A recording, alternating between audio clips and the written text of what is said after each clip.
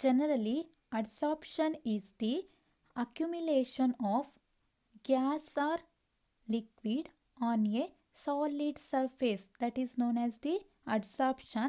Isotherms means ಒಂದು process ಆಗ್ತಾ ಇರಬೇಕಾದ್ರೆ ಅದರಲ್ಲಿ ಟೆಂಪ್ರೇಚರ್ ಕಾನ್ಸ್ಟೆಂಟ್ ಆಗಿದ್ರೆ ನಾವು ಅದನ್ನ ಐಸೋಥರ್ಮ್ಸ್ ಅಂತ ಹೇಳ್ತೀವಿ. ಇವತ್ತು ನಾವು ಸ್ಟಡಿ ಮಾಡುವಂಥದ್ದು ಅಡ್ಸಾರ್ಪ್ಷನ್, ಐಸೋಥರ್ಮ್. ನಾವು ಒಂದು ಕ್ಲೋಸ್ಡ್ ವೆಸಲಲ್ಲಿ ಸಾಲಿಡ್ ಸರ್ಫೇಸ್ ತಗೊಂಡಿದ್ದೀವಿ, ಸಾಲಿಡ್ ಅಡ್ಸಾರ್ಬೆಂಟ್ ತಗೊಂಡಿದ್ದೀವಿ. ಆ ಸಾಲಿಡ್ ಸರ್ಫೇಸ್ ಮೇಲೆ ಗ್ಯಾಸ್ ಮಾಲಿಕ್ಯೂಲ್ ಅಕ್ಯುಮಿಲೇಟ್ ಆಗ್ತಾ ಇದೆ. ಆ ಪ್ರೊಸೆಸ್ ರಿವರ್ಸಿಬಲ್ ಆಗಿದೆ. ಅದನ್ನು ನಾವು ಅಡ್ಸಾರ್ಪ್ಷನ್ ಐಸೋಥರ್ಮಲ್ಲಿ ನೋಡ್ತೀವಿ. ಇಲ್ಲೇನಾಗ್ತಾ ಇದೆ, equilibrium between the gas molecule and gas molecule, amount of gas molecule adsorbed on a solid, ಅದೆರಡ ಮಧ್ಯ ಇಕ್ವಿಲಿಬ್ರಿಯಂ ಆಗ್ತಿದೆ. This equilibrium depends on the amount of gas adsorbed on a solid depends on the equilibrium pressure and temperature. Pressure ಮತ್ತು temperature ಮೇಲದು depend ಆಗಿದೆ. What is adsorption isotherm ಅಂತ ಕೇಳಿದರೆ, the relationship between the pressure of a gas and its amount adsorbed on a solid.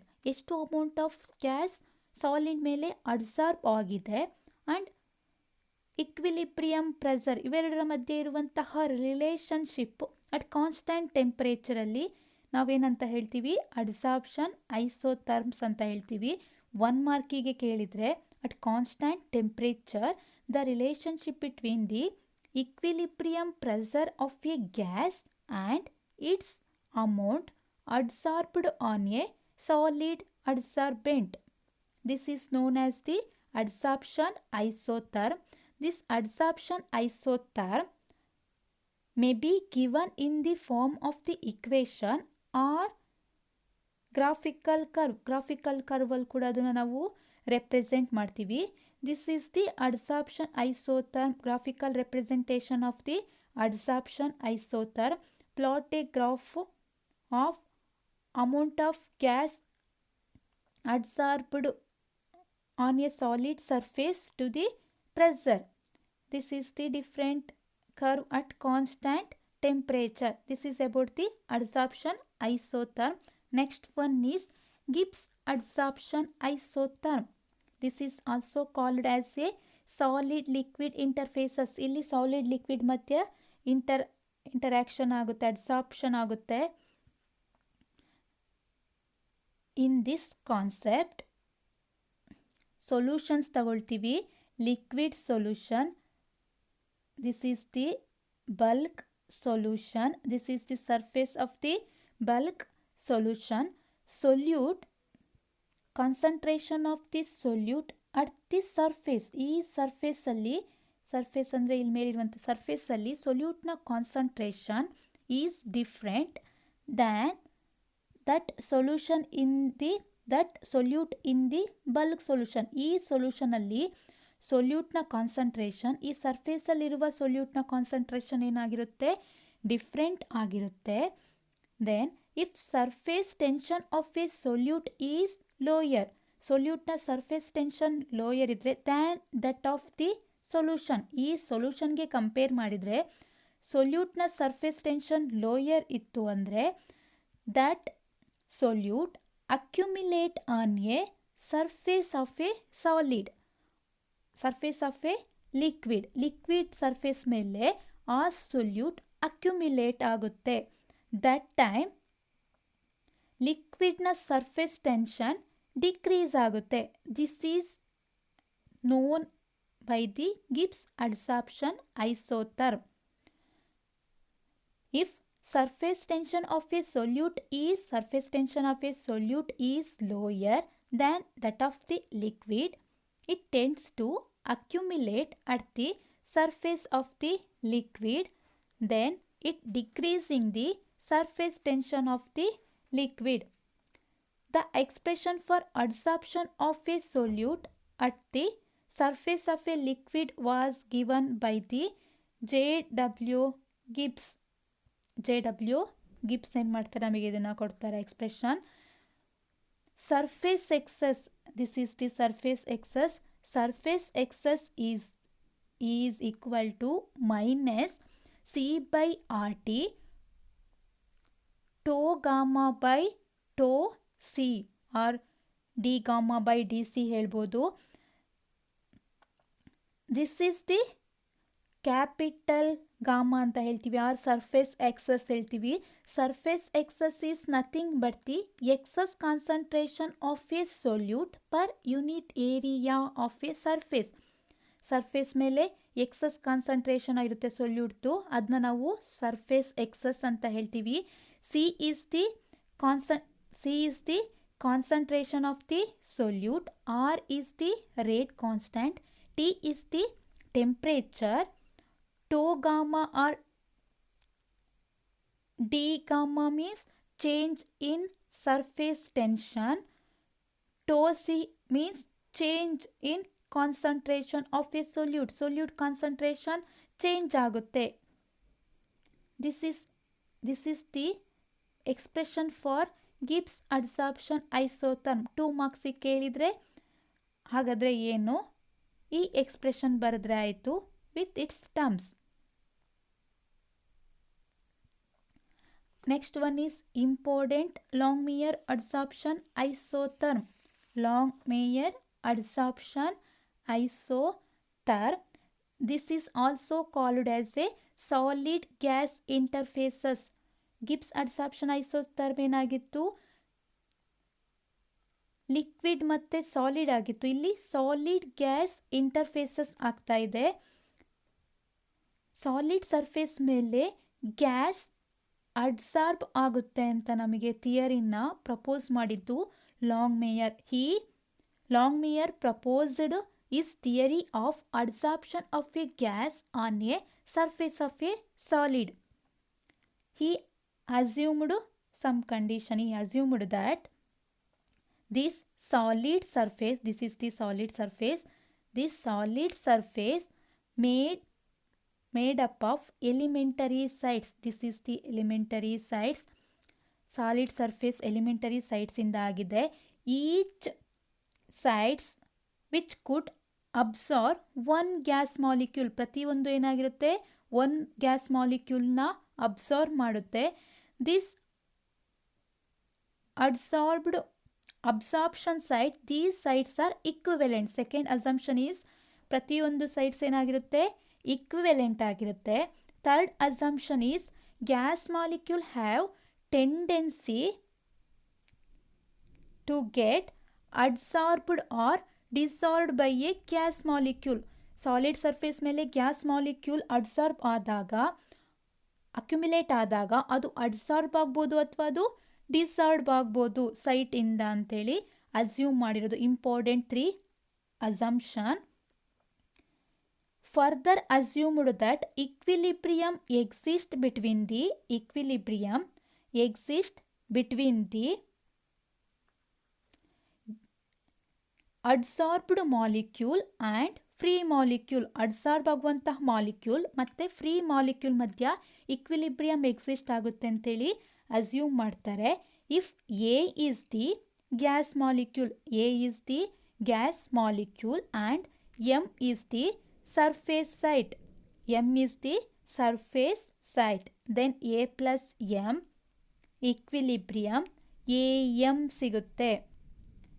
In this ಇಕ್ವಿಲಿಬ್ರಿಯಮಲ್ಲಿ ನಮಗೆ K A ಏನಂತ assume, already ಅವ್ರು assumed that gas molecule solid site ಮೇಲೆ accumulate ಆದಾಗ ಅದು ಅಡ್ಸಾರ್ಬ್ಡ್ ಬೇಕಾರಾಗ್ಬೋದು, dissolve ಬೇಕಾದ್ರೂ ಆಗ್ಬೋದು, ಅಂದರೆ ಅಡ್ಸಾರ್ಪ್ಷನ್ನು ಆಗ್ಬೋದು, ಡಿಸಾರ್ಪ್ಷನ್ ಬೇಕಾದರೂ ಆಗ್ಬೋದು ಅಂತ ಹೇಳಿದ್ದಾರೆ.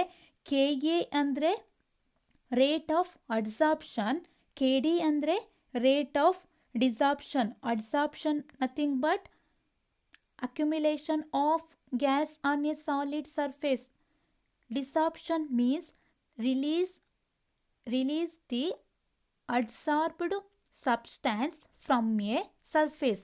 Solid surface ಇಂದ ಅಡ್ಸಾರ್ಬೇಟ್ ಸಬ್ಸ್ಟೆನ್ಸ್ ರಿಲೀಸ್ ಆಗೋದನ್ನು ನಾವು ಡಿಸಾರ್ಪ್ಷನ್ ಅಂತ ಹೇಳ್ತೀವಿ.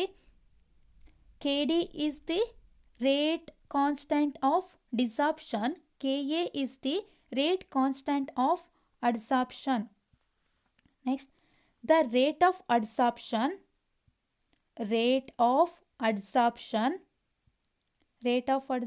means rate of adsorption of a surface of a gas is proportional to pressure. A gas ಏನಾಗಿರುತ್ತೆ, proportional to pressure. The rate of adsorption of a surface of a gas A is proportional to pressure. ಏನಾಗಿರುತ್ತೆ, proportional to pressure ಆಗಿರುತ್ತೆ. If theta is the fraction of surface site occupied by a gas molecule. Solid surface ಮೇಲೆ gas molecule occupy ಆಗುತ್ತಲ್ವಾ, ಆ surface ಸೈಟ್ನ ಫ್ರಾಕ್ಷನ್ನ ನಾವು theta ಅಂತ ಹೇಳ್ತೀವಿ. Then number of vacant site on a surface ಮೇಲಿರುವಂತಹ ವೇಕೆಂಟ್ ಸೈಟ್ನ ನಾವು n ಇಂಟು 1 - ಟೀಟಾ ಅಂತ ಹೇಳ್ತೀವಿ. ಸಾಲಿಡ್ ಸರ್ಫೇಸ್ ಮೇಲೆ ವೇಕೆಂಟ್ ಸೈಟ್ನ ನಾವು n ಇಂಟು 1 - ಟೀಟಾ ಅಂತ ಹೇಳ್ತೀವಿ. ಟೀಟಾ ಅಂದರೆ ಆಲ್ರೆಡಿ ಹೇಳಿದ್ದೀನಿ, ಸರ್ಫೇಸ್ ಸೈಟಲ್ಲಿ ಗ್ಯಾಸ್ ಮಾಲಿಕ್ಯೂಲ್ ಅಕ್ಯುಪೈ ಆಗುವಂಥ ಸರ್ಫೇಸ್ ಸೈಟ್ನ ಫ್ರಾಕ್ಷನ್ನ ನಾವು ಟೀಟಾ ಅಂತ ಹೇಳ್ತೀವಿ. ದಸ್ ರೇಟ್ ಆಫ್ ಅಡ್ಸಾರ್ಪ್ಷನ್ ಏನಂತ ಹೇಳ್ತೀವಿ, rate of adsorption is equal to K into P into N into 1 - T. n into 1 - T means number of vacant site on a surface. ನಾವು rate of adsorption ತಗೊಂಡಿರೋದ್ರಿಂದ rate constant of adsorption is Ka.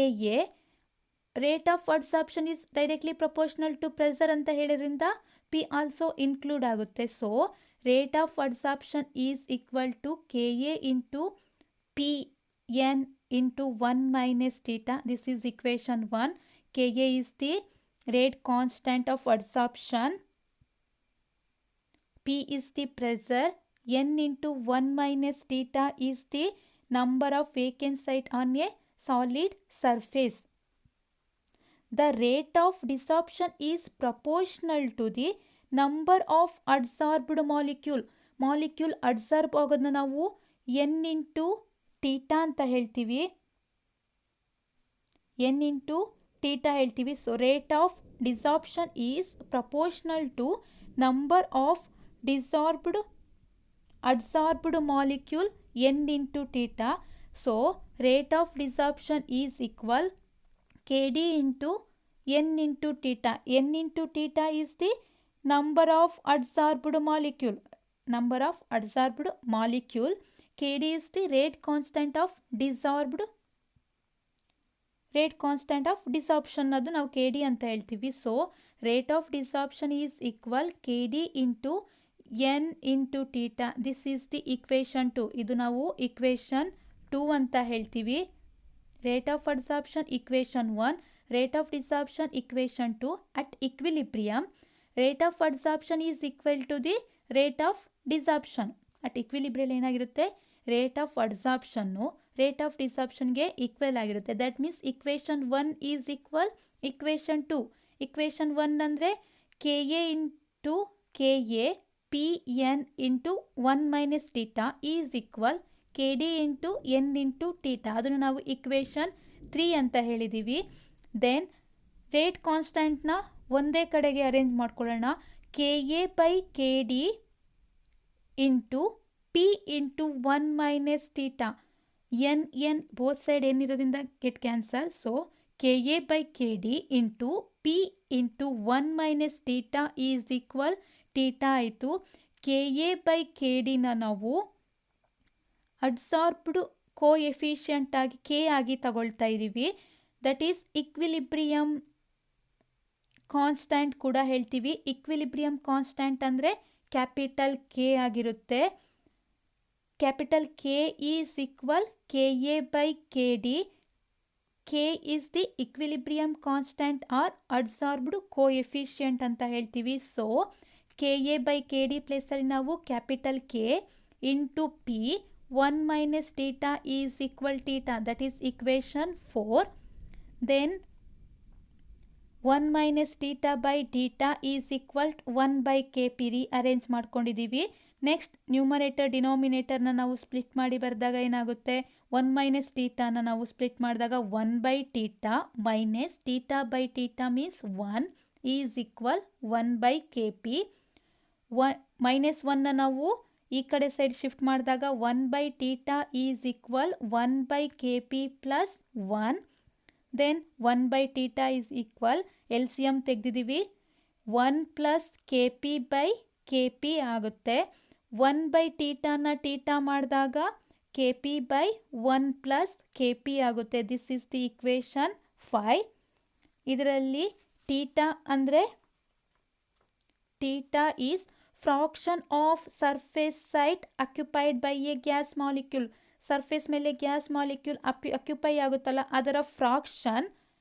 K is the equilibrium constant or adsorption coefficient. P is the pressure. So equation 5 is the Longmeyer adsorption isotherm. Important question ಇದು ನಿಮಗೆ 3 or 4 ಮಾರ್ಕ್ಸಿಗೆ ಬರುತ್ತೆ.